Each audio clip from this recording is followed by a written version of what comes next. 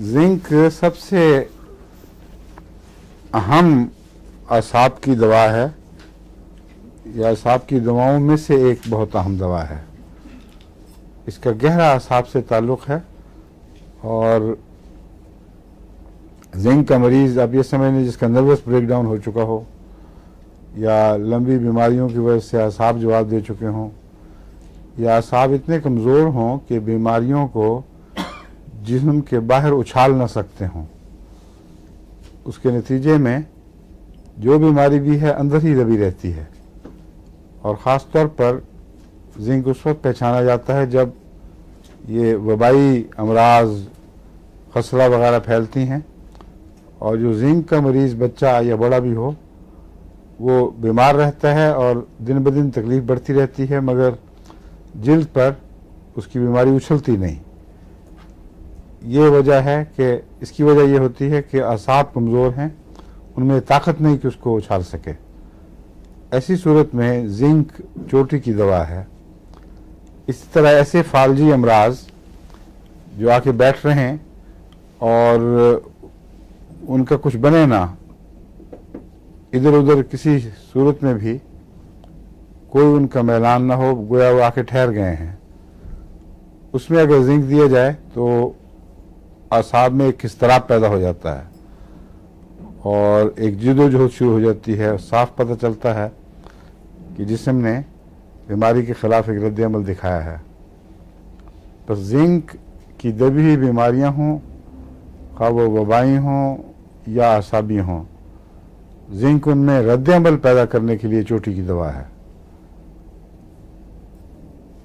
और रद्द अमल इसका बसा औक़ात ऐसा सख्त हो जाता है जो जिस्म ज़िंदगी को बचाने के लिए ज़रूरी तो है मगर तकलीफ़ दे भी है। इसलिए अगर जिंक का मरीज़ कहीं दिखाई दे और आप उसको जिंक दें तो माजरत करके घर वालों से उनको बताकर दवाई दें कि ये इस दवा में ये हुआ करता है और फिर छुट्टी कर जाएं, गायब हो जाएं, वरना बाज़ दफ़ा वो बहुत गालियाँ पड़ती हैं, तुमने क्या दे दिया, मुसीबत पड़ गई, बीमार हो गया बच्चा। लेकिन उसके बगैर वो ठीक नहीं हो सकता। अगर कोई डॉक्टर उसको दबा देगा तो फिर वो मरने के सिवा उसका कोई अंजाम नहीं।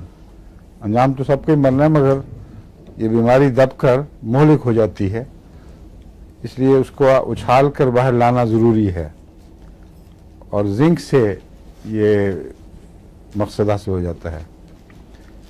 जिंक की पहचान ख़ास तौर पर यह है कि जिंक का मरीज़ पाँव को हरकत देता रहता है और रात के वक्त जिंक की मरीज़ा औरतें ख़ास तौर पर पाँव को बिस्तर से बाहर निकाल कर आपस में रगड़ती रहती हैं और ये टिपिकल जिंक की अलामत है। अगर किसी में ये आदत पाई जाए तो जब भी वो बीमार हो उसको जिंक दे के देखना चाहिए। अमूमन उसकी बीमारी को जल्द ये बाहर उभारेगा और बजाय इसके कि लंबे अरसे तक बीमारी जिस्म को चिमटी रहे, जल्दी फैसला हो जाता है उसका, यानी अपने तभी दौर से जल्दी से गुजर जाती है। जिंक की जो बेचैनी है टांगों की वो इस तरह भी मिलती है कि बाज़ बच्चियाँ स्कूल जाती हैं तो अपनी एक टांग यूँ हिलाती रहेंगी। इस तरह बाज़ मर्द भी होते हैं जो कभी ये टांग हिलाने लग गए, कभी ये हिलाने लग गए। उनसे कहें कि क्या कर रहे हो तुम, तो वो कहते हैं अगर मैं ना करूँगा तो मुझे कुछ हो जाएगा।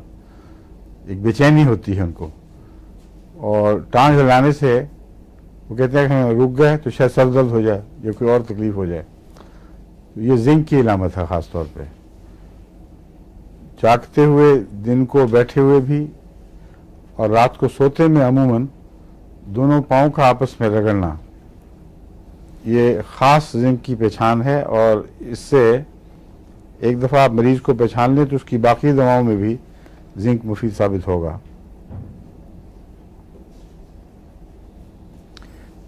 जिंक के साथ आप नक्स कभी ना दें क्योंकि नक्स और जिंदगी इनकी आपस में मुखालफत है। नक्स जिंक से कुछ मुशाबे है असाबी तनाव में, और नक्स भी असाब की बड़ी चोटी की दवा है। इसलिए नक्स का मिजाज चूँकि जिंक से मिलता है कुछ चीज़ों में, इसलिए जिंक कभी नहीं देना चाहिए, नक्स इसके साथ नहीं देना चाहिए, क्योंकि जब मिजाज मिलें या तो एंटीडोट करते हैं एक दूसरे को, या एक दूसरे के खिलाफ रद्द अमल दिखाते हैं, और जिस्म के अंदर अंदरूनी लड़ाई शुरू हो जाती है एक दवा के असर की दूसरी दवा से, जिसका फ़ायदा कोई नहीं होता। बस जिंक के नक्स के मुतालिक अच्छी तरह याद रखें कि जिंक के मान बाद नक्स न दें। जिंक पहले अगर नक्स दिया हो तो कोई और दवा जो नक्स का एंटीडोट हो पहले वो दे दें, फिर जिंक शुरू करें। वो दवाएं जो बीच में डाली जा सकती हैं उनमें एक कैम्फर है और एक सल्फर। ये दो दवाएं कुछ अरसा बीच में रखकर फिर जिंक देना हो तो ज़रूर बेशक दें। जिल्दी अमराज जैसा कि मैंने बयान किया था वो अंदर दबती हैं, और अगर ज़ाहिर भी होती हैं तो आहिस्ता होती हैं। सुस्त रफ्तारी से जिस्म पर दाने निकलते हों तो जिंक की एक दो खुराकें उनकी रफ्तार को तेज़ कर देंगी।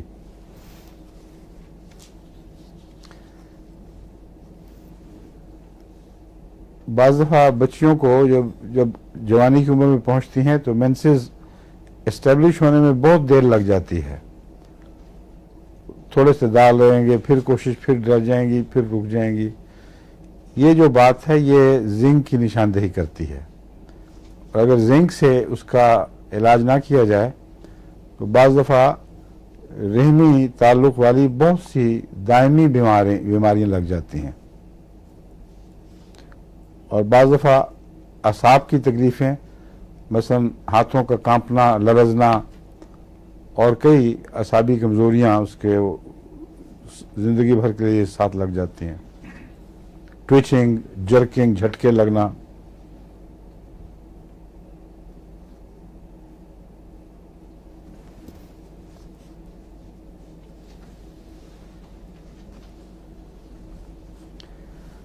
अगर इसका हमला जिंक के जो बद असरात हैं उनका हमला मैदे और खाने की नालियों पर हो तो ये अलामतें नोट की गई हैं। यानी प्रूविंग के वक्त बाज़ मरीज़ों ने अपने मैदे और अंतरियों से ताल्लुक़ में बताई हैं बातें, बाज़ों ने दबी हुई बीमारियों से मुतल्लिक, बाज़ों ने असाब से मुतल्लिक, बाज़ों ने सब के मुतल्लिक कुछ न कुछ नक्शा खींचा है। ये प्रूविंग के वक्त होता है। तो जिन्होंने मैदे का जिक्र किया है वो कहते हैं कि तमाम मैदे का निज़ाम आहिस्ता हो जाता है और बिल्कुल सुस्त पड़ जाता है, जिसके नतीजे में फिर भूख भी मिट जाएगी, खाना नीचे उतरता ही नहीं, चलता ही नहीं आगे, मैदे में पड़ा हुआ तेज़ाब बनता रहता है और सख्त खट्टी कै शुरू हो जाती है ऐसे मरीज़ को। थोड़ा सा भी खाया तो आगे गुजरने की बजाय मैदे में जो 3 घंटे का वक्फा है उसकी बजाय वो 6-6 घंटे पड़ा रहता है। उसके नतीजे में फिर अंदर बुसान पैदा हो जाती है।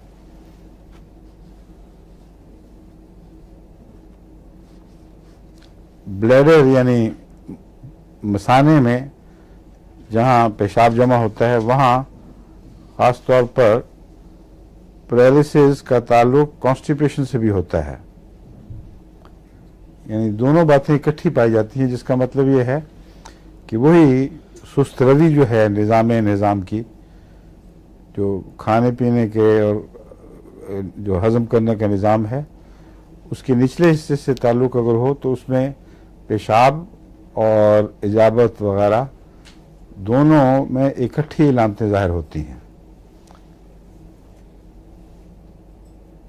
और पेशाब वो फालिज सा पैदा हो जाता है मसाने में, और निचली अंतड़ियों में भी फालिज का असर ज़ाहिर होता है, जिसके नतीजे में शदीद कब्ज़ और पेशाब की मसाने की फालजी अलामतें इकट्ठी हों तो ये जिंक की तरफ ज़हन जाना चाहिए।